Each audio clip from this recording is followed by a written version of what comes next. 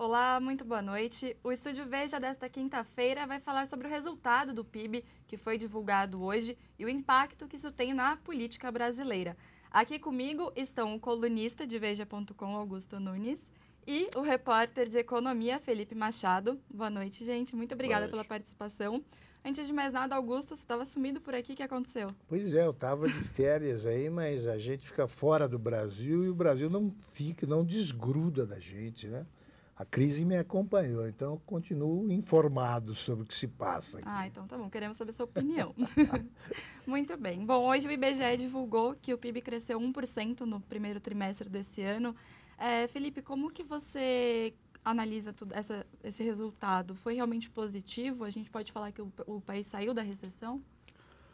Nicole, a gente conversou com vários analistas, viu várias análises, né? Foi a grande pergunta do dia. E todo mundo, a palavra que apareceu em todas as análises, enfim, a palavra que todo mundo fala é cautela, né?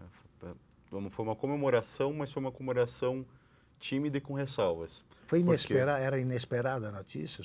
Surpreendeu? Assim, não dá para falar que era totalmente inesperada, mas havia uma grande expectativa de qual seria esse resultado, porque um ponto importante desse resultado é que, assim, em comparação com o trimestre passado, realmente houve um aumento na produção.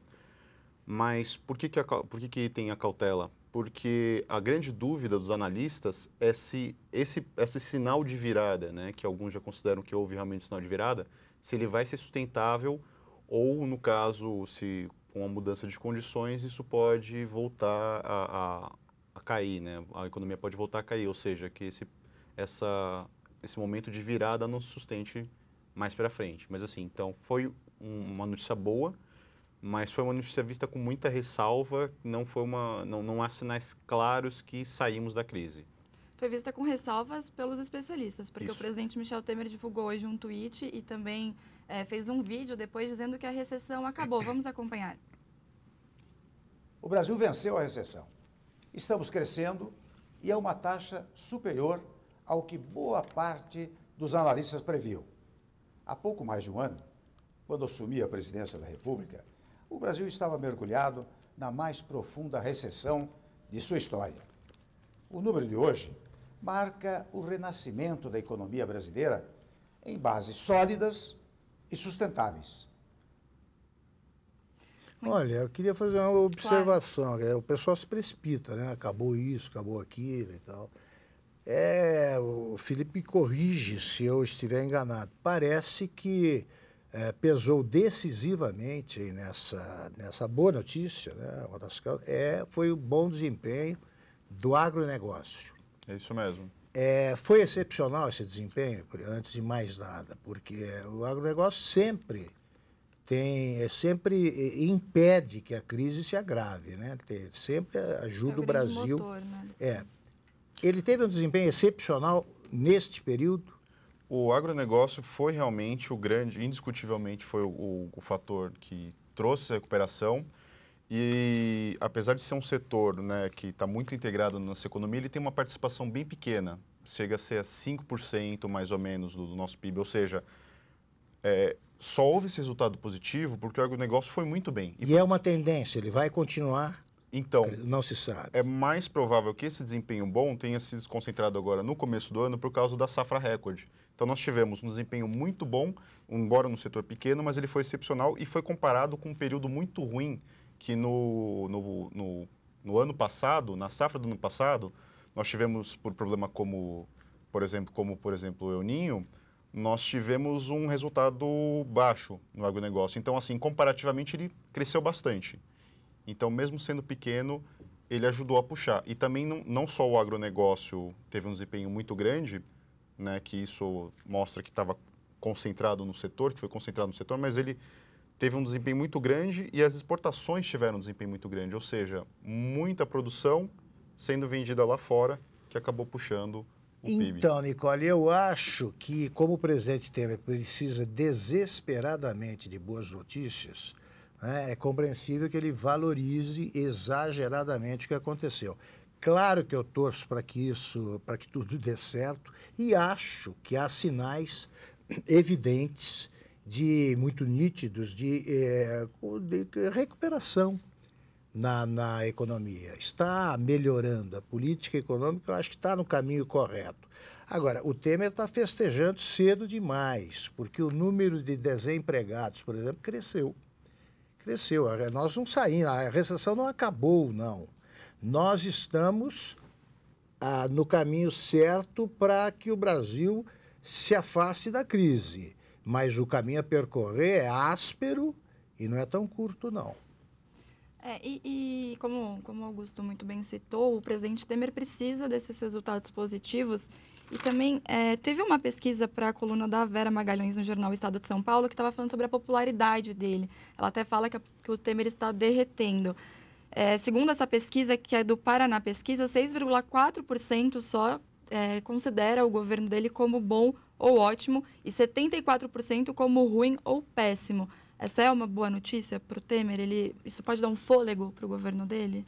Analisando do ponto de vista, né, político e econômico, né, mais do ponto de vista econômico, assim, eu concordo com o Augusto que o Temer se precipitou e ele tem todo o interesse de dar boas notícias, porque além da questão, né, da política, o apoio popular que ele vai ter ou não, é uma coisa que a equipe econômica vem reforçando, vem tentando passar um sinal de normalidade e vem tentando passar credibilidade na reforma, porque isso é muito importante em relação à confiança dos agentes econômicos. Por exemplo, eu falei que muito da produção aumentou e foi vendida lá fora, né? Em vez dela ter sido vendida lá fora, poderia ter sido o investimento que tinha subido, ou seja, empresas gastando mais para construir fábricas, comprando máquinas, e não foi o que aconteceu. Se a confiança do empresário ela está baixa, ele não vai investir. Se a confiança do investidor está baixa, ele também não vai investir, ele não vai comprar ações, não vai, enfim, posterga-se o plano, retém-se o dinheiro. Então, assim, o ministro até conversou aqui com a gente na segunda-feira. O Meirelles. O Meirelles, isso, o ministro da Fazenda. E há uma clara tentativa, que é o papel da equipe econômica mesmo, de mostrar que há recuperação, que o caminho vai ser seguido, o caminho de recuperação vai ser seguido, porque isso traz a confiança. O ministro até mencionou isso em algum momento, que isso traz a confiança dos agentes econômicos. Então, por isso é muito importante. Aí você tem um quadro curioso, porque o mercado, os agentes econômicos, eles confiam na equipe econômica. Eu acho que com ou sem o Temer, a equipe econômica tem solidez para garantir o emprego pelos próximos meses, mas a causa da incerteza é o próprio Temer. Eles não sabem se o presidente fica ou sai. E o presidente tem um julgamento agora complicado, né, na próxima terça-feira, no TSE, e esse é um julgamento político. É claro que vão levar em conta as revelações que surgiram, que emergiram da delação dos irmãos Batista, vão levar em conta o desempenho da economia, a necessidade... Tem a delação do marqueteiro João Santana. Julgamento político, porque juridicamente ele não tem salvação. Ele cometeu crimes suficientes, crimes eleitorais, para que seja cassada a chapa, né? Ele e a Dilma. Está mais do que provado que os dois cometeram crimes passíveis de cassação. Ele só pode se salvar, ou com pedidos de vista que adiem o desfecho, ele só pode se ficar evidente que ele é necessário para a continuidade da recuperação econômica. Eu não sei, isso é coisa da tua área, se a permanência do Temer ajuda ou atrapalha. Ajuda ou atrapalha? Essa questão da confiança na equipe, nas medidas, isso a gente consegue detectar, isso muitos analistas, né, eles falam isso. A grande dúvida né, apesar do caso da JBS ter dado um sobressalto no mercado, a bolsa caiu, o risco subiu, o dólar subiu, apesar desse sobressalto... Para a sorte dos Batista, que lucraram por isso. Né, a investigação sobre isso, eles lucraram sobre isso, na CVM está atrás, mas além desse salto, não houve assim grandes ajustes, há um clima de expectativa pelo que virá, não houve grandes ajustes porque, né, nas previsões, enfim, pelo menos não no que vem sido discutido, porque há uma confiança que essas bases da política econômica, que elas vão ser mantidas. A preocupação do Temer não é nem tanto se ele sai ou se ele não sai, é como que essa questão vai ser resolvida.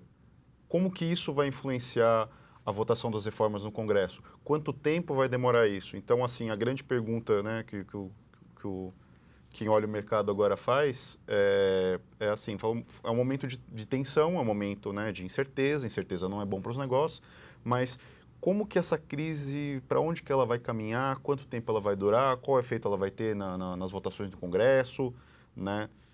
E agora há uma confiança realmente de que, por enquanto, isso não vai ser, a política econômica não vai ser alterada.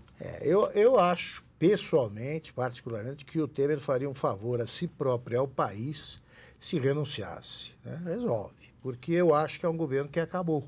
Ele está tentando prorrogar o prazo de validade de um governo que já não existe. Ele, de uma presidência, de um presidente que agoniza, né? Acho isso. Se o Temer saísse, seria tudo muito mais simples. Impeachment é um negócio demorado demais. Mesmo a cassação pelo Tribunal Superior Eleitoral permite recursos. Isso aí também demora. Porque aí eu vou fazer uma aposta que também, por conhecer muito bem o Meirelles, trabalhei com ele. O sonho dele é ser presidente da República. E ele é um dos nomes cotados. Claro, ele tem chances de, numa eleição indireta, por personificar a política econômica, ser escolhido para comandar essa transição, porque basicamente um presidente, né, o possível substituto do Temer, ele vai ter de cuidar de estabilizar a economia e conduzir o país com tranquilidade para que, em 2018, o povo decida quem deve presidir o país por 4 anos. Interessante você falar, Augusto, que o Meirelles é perguntado tanto para a imprensa daqui como pela imprensa no exterior, dia sim, outro também, se ele vai ser candidato a alguma coisa, ele sempre fala, não, estou focado no meu trabalho. Como bom candidato. Como bom candidato, mas não é interessante que a gente lembra também, por exemplo, no caso do Fernando Henrique Cardoso, ele também estava num contexto de final de mandato, né, com o plano real, no final de um ciclo presidencial. Ele tinha poucas chances de se reeleger. Então, eu digo em 94, quando ele era ministro da Fazenda. Ele não tinha chances, ele foi para o governo quando ele já achava que deveria não tentar a reeleição para o Senado, mas disputar uma vaga na Câmara, porque tinha pouco voto. E aí aconteceu isso que você vai descrever, com o plano real, que ele ficou popularíssimo. Estabilizou a economia e realmente, né, isso teve um impacto, um impacto direto, né, no dia a dia mesmo, na economia. A economia é decisiva. Se houvesse uma recuperação rápida agora, o Temer continuaria, claro, mas não será, não será. Antes de nós encerrarmos esse assunto e partirmos para os próximos, Felipe, como você bem comentou antes da gente entrar no ar, esse resultado foi até março, sendo que a delação da JBS só veio em maio. E nessa semana, no começo da semana, na segunda-feira, o Banco Central divulgou o Boletim Focus, que estava dando uma previsão ali de alta na inflação e uma queda no PIB. Isso deve se manter ou o mercado pode levar em consideração esse resultado positivo do primeiro trimestre do PIB? Interessante você falar, Nicole, porque assim, a gente tem vários indicadores, né, e vários sinais que a economia dá, eles têm velocidades diferentes, eles têm abrangências diferentes. O de hoje é a conta que o IBGE faz do Brasil inteiro, encerrando em março. Então, tudo que aconteceu em abril, maio, enfim, se aconteceu alguma coisa hoje, não pega. O Focus, isso é importante. ele é uma ele é um compilado das opiniões dos principais analistas das instituições financeiras e cada semana ele muda. Exatamente. Então ele é muito de humor. E, enfim, você tem vários, né, esses indicadores que às vezes eles antecipam, como no caso da Bolsa. Se há uma expectativa de que vai haver melhora na economia, a ação pode subir. Você tem indicadores que eles acontecem praticamente, que a divulgação é tão rápida que é praticamente ao mesmo tempo que as coisas acontecem, e você tem indicadores que mostram coisas que já aconteceram, como é o caso do PIB, né? Então, no caso, se isso vai alterar ou não, com certeza todo mundo está incluindo os números hoje na conta, atualizando as contas, né, debatendo isso, mas eu diria que assim, tem outro fator também que foi ontem a decisão do Copom, que reduziu em 1 ponto, né, o juro, reduziu a Selic em 1 ponto, quando havia expectativa de que isso pudesse ser um pouco maior, né? Então, com certeza esse dado vai ser levado em conta. Agora, o que esperar? Se nem os analistas estão falando, eu não vou me aventurar. O problema, Nicole, você citou essa pesquisa, é muito importante. Quer dizer, o problema é que a percepção do povo neste momento é muito ruim. Ele está insatisfeito com a situação econômica. E é muito instável também, né? A cada dia surge alguma coisa nova. E você tem um índice de popularidade que é raquítico. Isso tira as condições de governar, a condição de governar do presidente. E quando um presidente percebe que ele é um presidente nominalmente, aí ele começa a pensar em renúncia. É assim que as coisas acontecem, porque também tem que ter algum prazer no exercício da presidência. Você não pode sair de casa, pode aparecer na rua, você é vaiado, você é pressionado por deputados o tempo todo que ficam na barganha. Aí não tem graça. Você tem de presidir. Se você vira a rainha da Inglaterra sem o Fausto e a pompa que você tem em Londres, aí é melhor voltar para casa, sabe? Eu acho que o Temer está próximo disso, você já não vive essa situação. Bom, se ele vive ainda ou não, o pessoal já está pensando em quem vai sucedê-lo, né?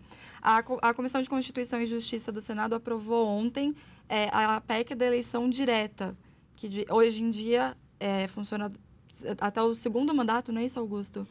Até o segundo ano do mandato. Até o segundo ano, depois de terminado o segundo ano, você elege o presidente pela Constituição pelo voto indireto no Congresso. Com o Congresso. Agora eles ampliaram o prazo, quer dizer, até o terceiro ano, até dezembro deste ano, o presidente, na vacância do cargo, se elegerá diretamente o presidente. É isso que diz a PEC. E você acha que isso vai ter continuidade agora? Eu acho que é um jogo de cena, porque ninguém pode ser contra, eles acham, né? Os senadores, foi no Senado que foi aprovada. Não podemos ser contra a eleição direta, porque isso pega mal com o povo. Eles raciocinam assim. Mas aí começa o jogo de prazos. Isso aí aconteceu na Comissão de Constituição e Justiça, que é presidida pelo Edson Lobão. Agora tem de ir para o plenário. Depende do presidente que não quer colocar em votação, que é o Eunício de Oliveira. Já disse que não quer. Então, digamos... Passa em 2 turnos também pelo Senado. Depois tem de conseguir a maioria no Senado, o que não é fácil, porque hoje é a minoria que apoia a realização de eleições diretas. Depois vai para a Câmara, volta. Aí já estamos no 4º ano e não se fala mais nisso. Acho que é jogo de cena e eles deveriam, creio que o Felipe concorda com isso, estar preocupados com assuntos mais importantes, como as reformas. As reformas é a grande questão, né, de como isso vai ser afetado ou não, se... Né, de um lado você tem uma que é muito importante, que tem muito impacto tanto na expectativa quanto no equilíbrio fiscal, e por outro você tem uma que modifica bastante itens da lei trabalhista, que enfim também pode ter um impacto, talvez um prazo mais longo, mas são 2 questões complicadas, né? Já não está com pouco trabalho o Congresso. Né? O Temer quer se apresentar como o grande fiador e indispensável da aprovação das reformas. Eu não sei se hoje ele ainda tem essa força toda, porque crescem as evidências aí, cada dia, se multiplicam as evidências de que esses partidos né, sempre oportunistas, estão rompendo com o governo para negociar por valores mais altos cargos, verbas, etc, etc. Então, o Temer, se isso acontecer, se isso se consolidar, esse tipo de barganha, ele passa a ser um problema, porque é um presidente muito fraco. As reformas, elas contam com o apoio de um número considerável de parlamentares.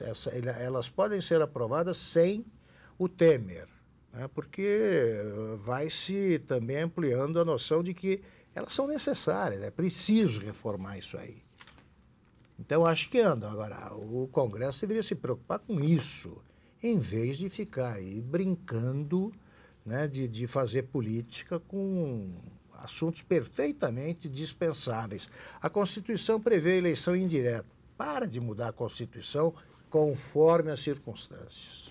Tem uma outra PEC que os deputados e senadores também estão querendo evitar, que é a PEC do fim do foro privilegiado, que ontem também foi aprovado no Senado, né, o fim do foro, em plenário, mas ainda também tem um trâmite enorme e depois precisa passar para a Câmara, mas a Câmara está preocupada também com as reformas da Previdência Trabalhista. Mas, Augusto, eles realmente acabaram com o foro? Eles, como sempre, fizeram um truque, né, que é o jeitinho brasileiro, que é isso aí que a Lava Jato está dinamitando. Eles podem ser, eles são julgados agora pelas instâncias inferiores, só que não podem ser presos, mesmo depois de condenados em segunda instância, como todos nós. Como aconteceria com todos nós. Não, eles precisam da terceira instância, que é uma ideia que surgiu, vem sendo defendida de poucos dias para cá, no Supremo Tribunal Federal, por quem? Pelo Gilmar Mendes, claro, que, como disse o ministro Roberto Barroso, acha que a jurisprudência deve mudar conforme o réu. Se é amigo do réu, então muda. Por que 3 instâncias? Para com isso, prende na segunda. Os deputados estão fazendo isso. Se o Supremo confirmar que a prisão pode ocorrer a partir da segunda instância, já torna inconstitucional essa votação, essa decisão da Câmara. Também acho que não prospera. O Brasil mudou com a Lava Jato, mas eles se recusam a entender isso. O que o fim do foro, né, o que o Senado aprovou, é que as únicas exceções seriam o presidente e o vice-presidente da República, o presidente da Câmara, o presidente do Senado e o presidente do STF, do Supremo Tribunal Federal. Mas que eles também só poderiam ser presos se fossem pegos em flagrante cometendo um crime inafiançável. E ainda gritando, eu sou culpado, me prendam, por favor, que eu sou um perigo social. Deve ser isso. Bom, perfeito. Augusto, Felipe, agradeço a participação de vocês. Obrigado a você, Nicolau. Espero revê-los em breve. Ótimo, é um prazer. Prazer é todo meu. E obrigado a você pela sua companhia. O Estúdio Veja fica por aqui. Até amanhã.